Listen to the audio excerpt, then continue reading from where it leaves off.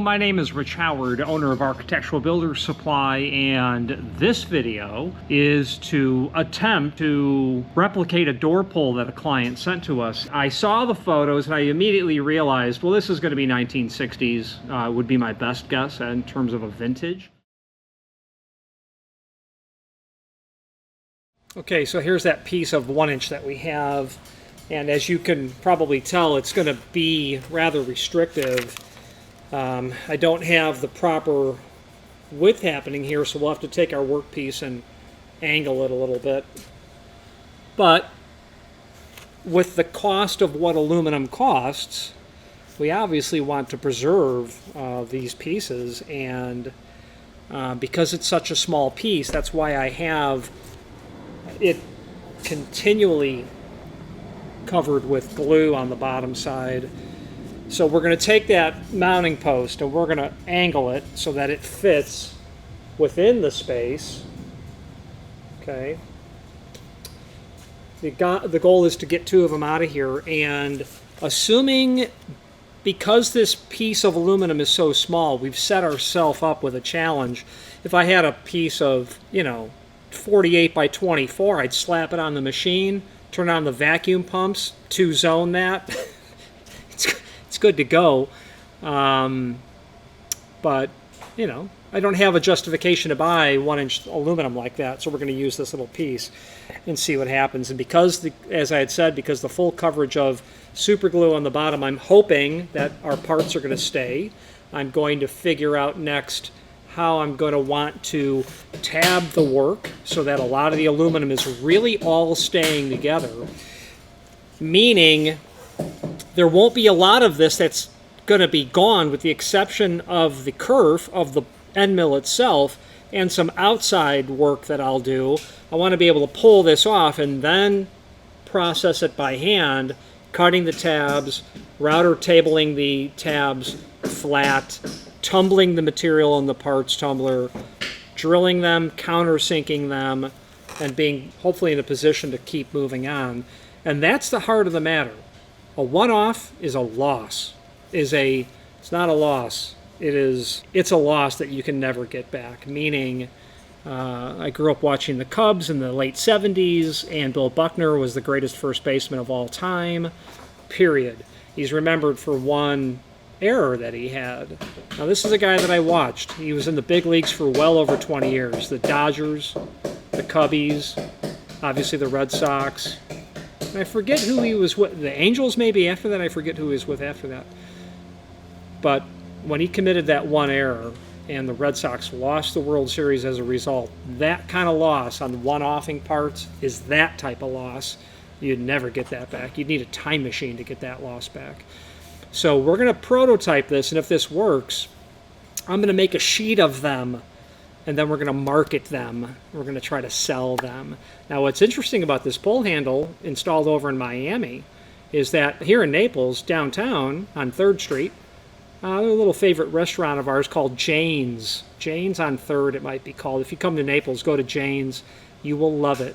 Come when it's nice and hot and sit out in the courtyard. It's beautiful. Well, anyway, when you walk to the restroom, when you're at Jane's to wash your hands, right, you're going to walk past doors that have those exact poles on them. So they're out there. So the idea is making one, but then being able to monetize it long term. Okay, so I think what I'm going to do is try to figure out how I'm going to rotate that object in terms of the CAD/CAM software and see what that's going to look like. So let's move on. If you've not hit subscribe yet, we would very much appreciate if you did, and hopefully you're enjoying this video. Now, let's get back to it. So, I've got the piece of aluminum here in front of me, and we'll figure out how we might want to rotate that to fit onto our piece. Our block is just 1.5 inches wide and about 8 inches long, so 1.5 inches. That's going to be a challenge.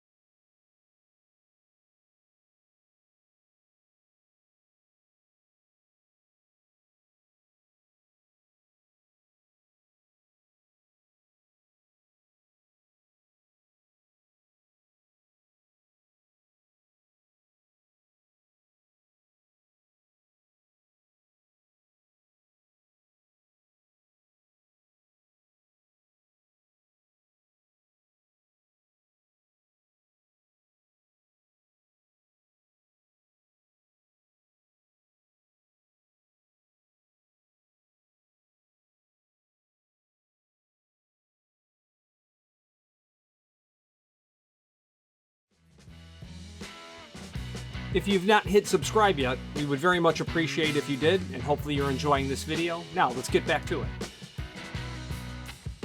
Okay, so I'm fairly satisfied with the vectors that we've created, the initial tool pathing that we've done. I think what I'll do next is move to positioning the aluminum on the table exactly where I would like for it to be. And we'll probably check back in with you once we get the workpieces down. Maybe we'll ease into it and just do the door pull first, or maybe we'll go head over heels and just go all in and do the hard mounting post first. Who knows?